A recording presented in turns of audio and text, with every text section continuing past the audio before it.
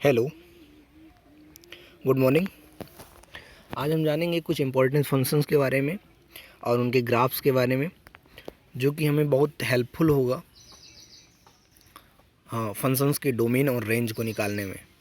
ठीक है, तो लेट अस स्टार्ट। ठीक है, सबसे पहले हम पढ़ेंगे मॉडुलस फंक्शन क्या होता है। Modulus function f x equal to mod x इस तरह से डिफाइन है, यानी कि केवल मॉड एक्स को नहीं है मॉडुलस फंक्शन कहते हैं। एफ एक्स इजकल टू कुछ भी अगर मॉड में कोई फंक्शन लिखा है एफ एक्स, इसको हम ठीक है समथिंग कुछ भी लिख सकते हैं, x+2 लिख दें, ये भी एक मॉडुलस फंक्शन है। ओके, तो मॉडुलस फंक्शन हम जनरल ऐसे लिखते हैं f x equal to mod x. हमको अगर कोई मॉडुलस फंक्शन पूछता है तो आप बताएंगे f x equal to mod x type का जो फंक्शन है वो मॉडुलस फंक्शन है। और इसका ग्राफ जो होता है इसके बारे में हम देखते हैं। तो ये डिफाइन कैसे होता है इसको हम जान लेते हैं। तो एफ एक्स इजकल टू अगर x ग्रेटर देन 0 है तो मॉड x की वैल्यू अगर x ग्रेटर देन 0 है, x greater or equal to 0 है तो मॉड x की वैल्यू x होती है। और अगर x लेस देन 0 है तो मॉड x की वैल्यू -x होती है। ठीक है, इतनी बात आपको समझ में आ गई होगी। तो मॉड x का ये डेफिनेशन है और ये हमको एकदम याद रहना चाहिए। अब अगर हम इसमें ग्राफ की बात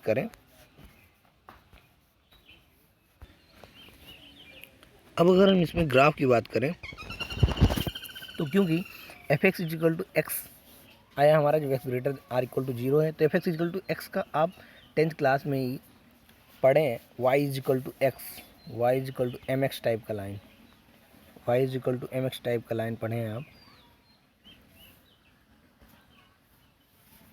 sorry, okay, Y is equal to y is equal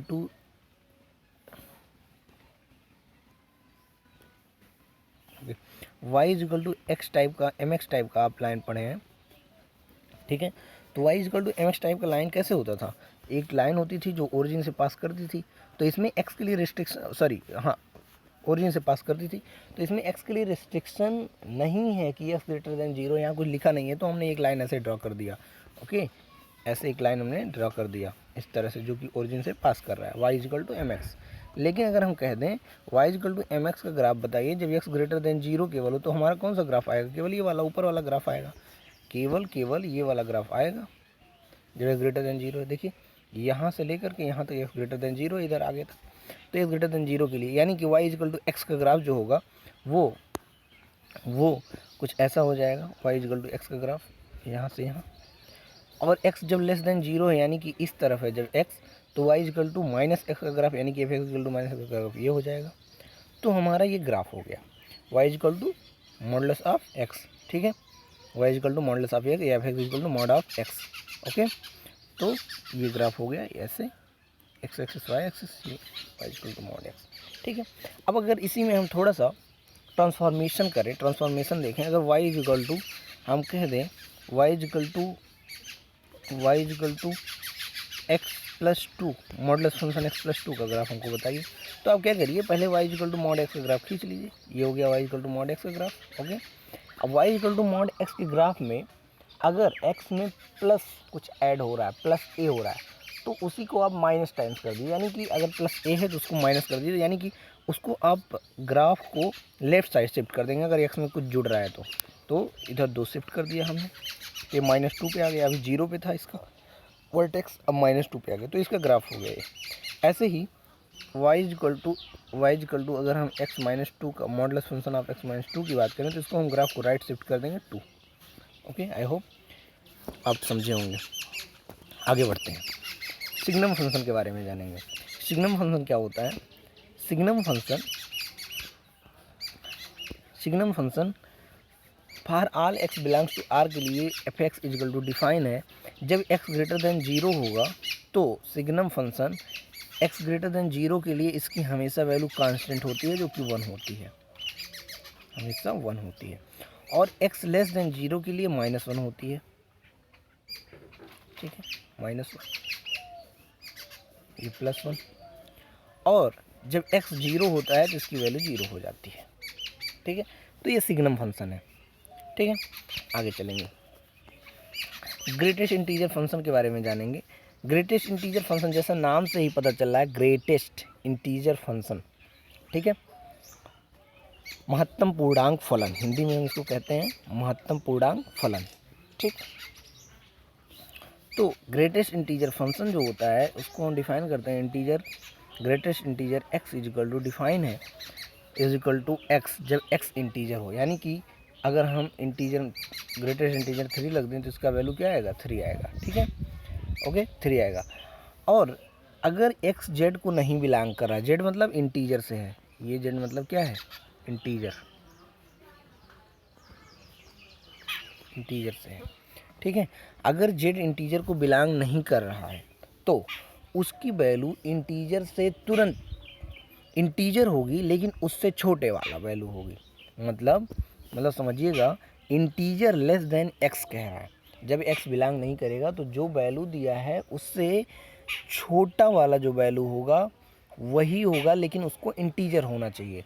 किसकी वैल्यू, ग्रेटेस्ट इंटीजर x की वैल्यू। यानी कि अगर हम आपसे पूछ लें कि बताइए 3.3 की ग्रेटेस्ट इंटीजर वैल्यू बताइए, तो इससे छोटा इंटीजर, आप नंबर लाइन पे जाइए ज़रा, 0, यहाँ 3.3 है, मान लीजिए यहाँ कहीं 3 होगा, 3 होगा, तो इससे छोटा इंटीजर कौन सा है, लेफ्ट में चले आइए थोड़ा सा, तो 3 इससे छोटा इंटीजर है, तो इक्वल टू इसकी वैल्यू कितनी हो गई, यानी कि ग्रेटेस्ट इंटीजर फंक्शन 3.3 की वैल्यू कितनी हो गई, इक्वल टू हो गई 3, ओके। ऐसे ही अगर हम आपसे पूछ लें कि बताइए हमको -1.2 की ग्रेटेस्ट इंटीजर वैल्यू बता दीजिए, तो आप क्या बताएंगे, ग्रेटेस्ट इंटीजर वैल्यू इसकी वैल्यू आप बताएंगे। आप ज़रा नंबर लाइन पे जाइए, 0, यहाँ कहीं मान लीजिए -1.2 है आपका, तो इससे छोटा इंटीजर कब मिलेगा, क्या इधर जाने मिलेगा, नहीं, हम लेफ्ट में जाते हैं तब छोटा मिलेगा, तो छोटा ये -2 यहाँ पे आएगा, तो इसकी वैल्यू कितनी हो गई, -2, ओके। आपको समझ में आ गया होगा। ये कुछ एग्जाम्पल्स हैं, इसमें आप देख सकते हैं, ठीक है। ये 3.5 ग्रेटेस्ट इंटीजर वैल्यू 3.5, 3 होती है, 8 इंटीजर है तो 8 ही होगा डेफिनेशन के अनुसार। हम सीधे डेफिनेशन पे जाएंगे, हमको आंसर मिलेगा। -1.1 की वैल्यू -2 होगी, 2.08 की वैल्यू 2 होगी, ठीक है। आगे चलेंगे, अब हम जानेंगे डोमेन और रेंज के बारे में, ठीक है, domain of function and range of function, okay.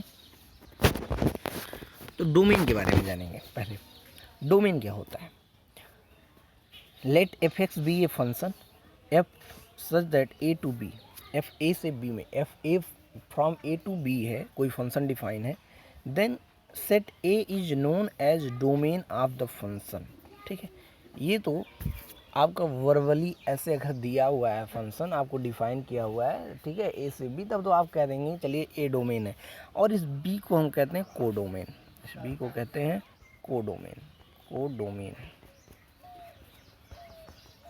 Okay, codomain कहते हैं।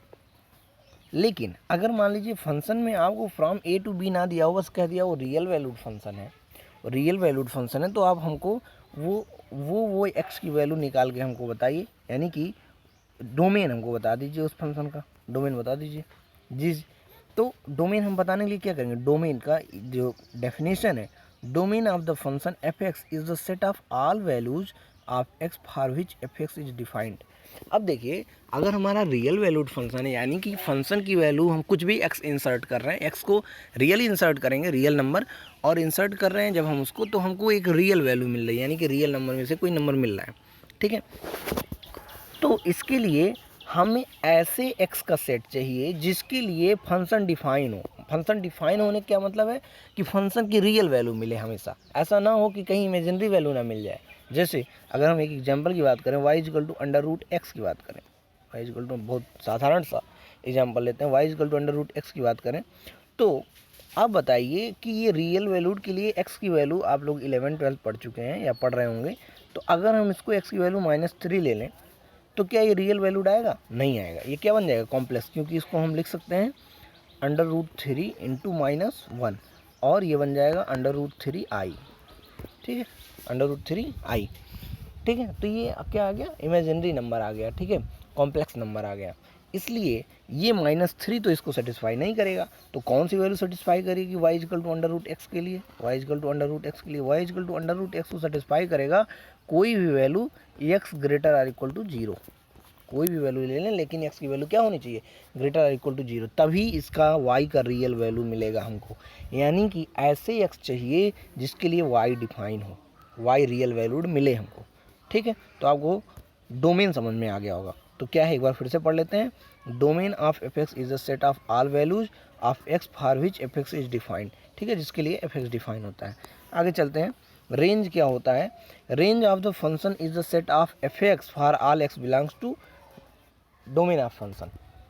देखिए, हर एक एक्स के लिए जो डोमेन में बिलोंग कर रहे हैं उनके लिए जो भी हमको रेंज में मतलब मिल जाएगा वैल्यू, हर एक एक्स के लिए, हर एक एक्स के लिए जो सेट मिलेगा हमको एफ एक्स में इंसर्ट करने पे, मतलब ये हमारा एफ है, इधर हमने डोमेन लिया है, इधर हमने रेंज लिया है।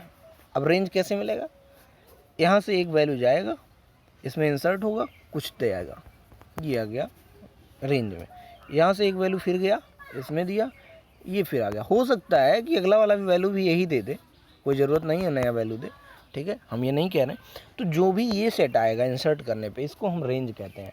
हाँ, आपको ध्यान रहे, जब फंक्शन आपको लिखा रहेगा from a to b, f ऐसे लिखा रहेगा ए टू बी, ठीक है, ए टू बी डिफाइन है, तो इसको हम डोमेन कहेंगे, अभी डोमेन कहेंगे, डोमेन कहेंगे, और इसको कोडोमेन कहेंगे।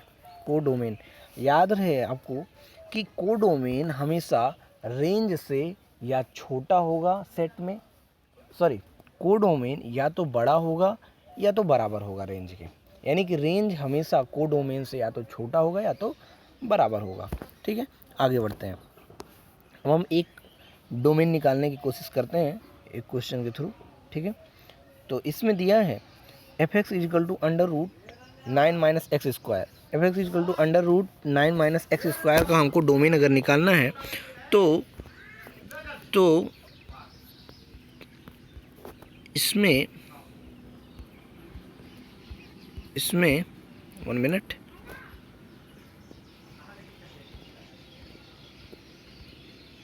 Okay, come on the point. F x equal to under root 9 minus x square दिया हुआ है हमको, इसका हमको डोमेन फाइंड करना है। तो आपको हमने बताया अंडर रूट में कोई भी वैल्यू वो तभी रियल वैल्यू देगा जब ये जो अंडर रूट में लिखा है ये क्या हो, ग्रेटर आर इक्वल टू 0 हो, ग्रेटर आर इक्वल टू 0 हो। तो ये जो पूरा अंडर रूट में लिखा है 9 माइनस एक्स स्क्वायर, इसको ग्रेटर आर इक्वल टू 0 होना पड़ेगा, क्योंकि एफ एक्स हमारा रियल वैल्यूड फंक्शन है।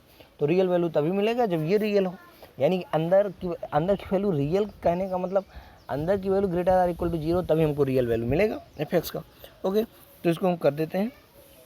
तो यहाँ से 9 minus x square greater or equal to 0 कर दिया, 9 माइनस एक्स, हाँ, अब यहाँ से हम कभी भी अगर इनइक्वालिटी सॉल्व कर रहे हैं, इनइक्वालिटी का मतलब जहाँ greater or equal to less or equal to I या greater than less than I, ठीक है, तो हम हमेशा एक्स को, एक्स के सामने वाले के साइन को, एक्स का जो साइन है उसको हमेशा प्लस बनाएंगे पहले। तो हमने इसको प्लस बना लिया, तो यानी कि माइनस से मल्टीप्लाई कर दिया, तो ये x square minus 9 is less or equal to 0 बन जाए। जैसे ही माइनस से दोनों तरफ मल्टीप्लाई करते हैं इनइक्वालिटी चेंज हो जाती है, इनइक्वालिटी चेंज हो जाती है। ओके, यानी कि अगर x ग्रेटर दैन 5 लिखा है तो माइनस एक्स लेस दैन क्या हो जाएगा, -5। ओके, आगे बढ़ेंगे। तो अब हम इसका क्या कर लेंगे, इसका हम फैक्टर कर लेते हैं, इसका फैक्टर कर लेंगे। इसका फैक्टर अगर हम करें एक्स स्क्वायर माइनस 9 का, तो आपको पता है x माइनस 3, एक्स प्लस 3 आएगा। और इसको हम नंबर लाइन पर एक रे डायग्राम के थ्रू समझते हैं, इसको कैसे निकालेंगे। इसको हम क्या करते हैं, एक इस तरह से बना लेते हैं, एक केवल आप लाइन एक खींच लीजिए, एक लाइन खींच लीजिए और इधर से रे को आने दीजिए, ऐसे जितने रूट मिल रहे हैं, एक्स के केवल 2 रूट मिले हैं, +3 -3 इज इक्वल टू 0 कर दीजिए। आप इसको इक्वल टू 0 कर दीजिए, 2 रूट मिलेंगे, एक्स इक्वल टू -3 और +3, तो एक्स इक्वल टू 3 यहाँ, -3 यहाँ। अब इधर से आप राइट हैंड साइड से प्लस माइनस प्लस करते आइए, क्योंकि ये लेस देन 0 है, आप ध्यान से देखिएगा, क्योंकि ये लेस देन 0 है, इसलिए हम वो वाला रीजन लेंगे जिसमें वैल्यू निगेटिव हो। लेस देन 0 का मतलब क्या, लेस आर इक्वल टू 0 का मतलब निगेटिव वैल्यू लेना है। अच्छा, तो अब हम क्या कर लिए कि यहाँ पे लेस आर इक्वल टू 0 के लिए ये रीजन ले लेंगे। ये रीजन जब ले लिए तो एक्स बिलोंग करेगा -3 से 3 को, यानी कि डोमेन ऑफ फंक्शन हो गया क्लोज इंटरवल -3 से। एक बात और समझने की बात है कि क्लोज इंटरवल क्यों, तो अगर लेस आर इक्वल है या ग्रेटर आर इक्वल है तो हम क्लोज इंटरवल का यूज़ करते हैं। ठीक है, -3 to 3, तो ये हमारा डोमेन हो जाएगा। आपको इसमें कोई प्रॉब्लम हो तो आप हमसे पूछ सकते हैं, इससे रिलेटेड क्वेश्चन आप आए हुए क्वेश्चन पेपर से कर सकते हैं। ओके, आगे बढ़ेंगे।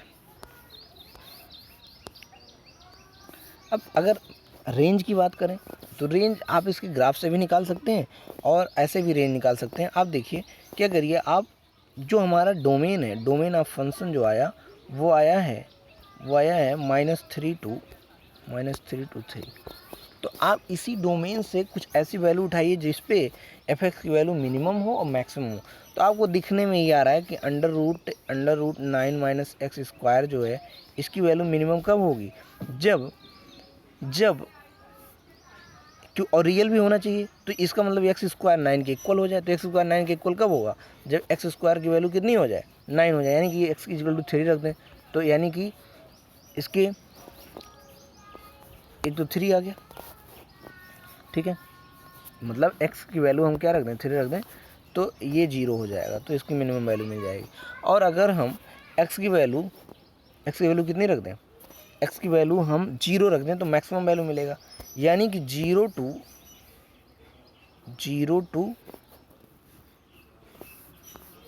ओके, यानी कि 0 to 3 जो हो जाएगा इसका क्या हो जाएगा, रेंज हो जाएगा।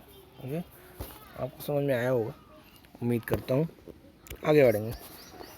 अगला क्वेश्चन है f(x) = इस तरह का कोई भी क्वेश्चन हो, f(x) = x/1 + x², यानी कि क्वाड्रेटिक आपको दिख रहा हो और रेशनल में हो, तो आप उसको तुरंत y के इक्वल मान लीजिए। y के इक्वल मानने के बाद, या रेशनल ना दिखे, अगर क्वाड्रेटिक दिख रहा है तो भी,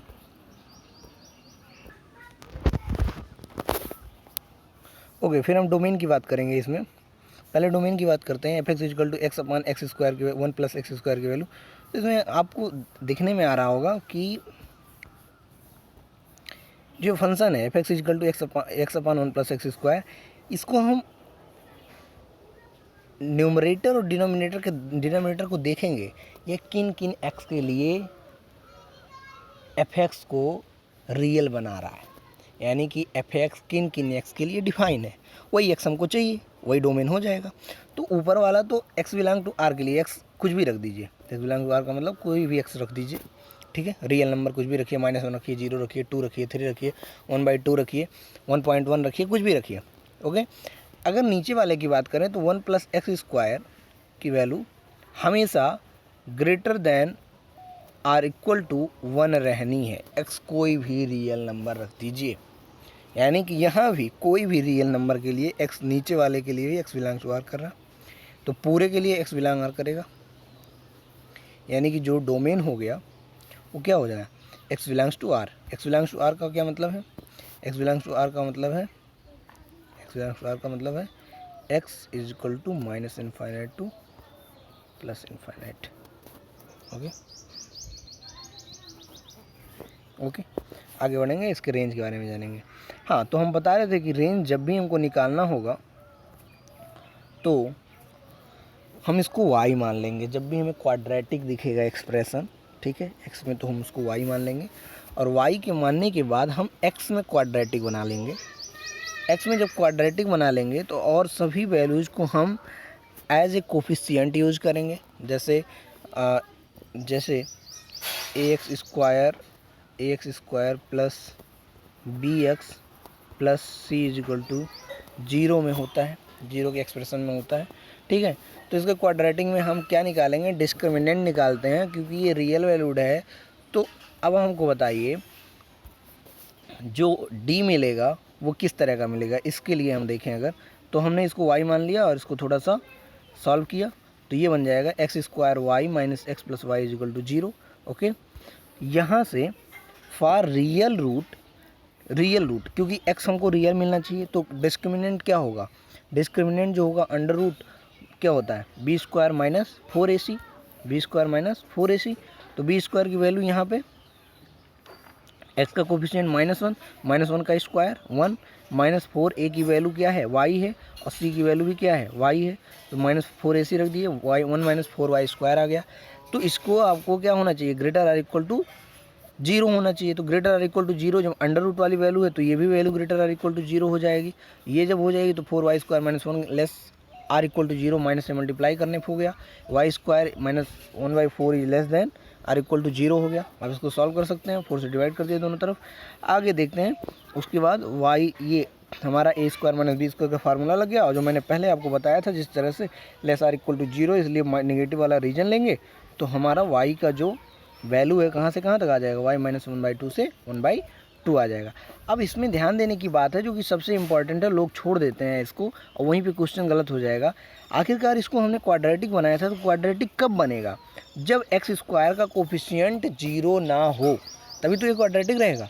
एक्स स्क्वायर का कोफिशिएंट 0 ना हो, यानी कि वाई यहाँ पे एक्स स्क्वायर का कोफिशिएंट वाई है, अगर वाई -1 होता तो वाई -1 को 0 नहीं होना चाहिए था, और यहाँ पे वाई है क्योंकि कोफिशिएंट, तो y is not equal to 0 होना चाहिए।